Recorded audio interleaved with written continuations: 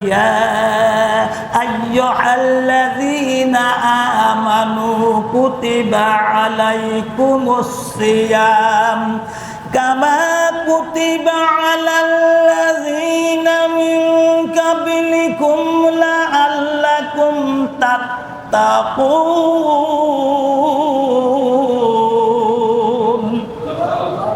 আল্লাহ বলছে, হে ইমানদারগণ, হে মুমিনগণ, রোজা ফরজ করে দেওয়া হয়েছে। শুধু তোমাদের উপরে নয়, তোমাদের পূর্ববর্তীগণের উপরেও ফরজ করা হয়েছে। এবার তোমরা এবার খোদা ভীরু আর তাকওয়া অর্জন করো।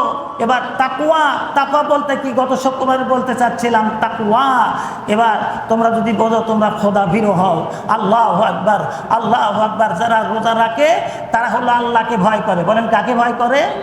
আল্লাহকে ভয় করে। আমি বলছিলাম, এবার এই যে 16 ঘন্টা 17 ঘন্টা যেটাই বলেন না কেন, আমি পূর্ণ আলোচনা করতে চাচ্ছি। বাবাজিরা আমার, আমরা রোজা রাখি, রোজা রাখবার পর এবার ঘরে কেউ খাই না, ঘরের ভেতরে খাবার আছে খাই না, এবার পানির নিচে ডুব দেওয়া খাই না।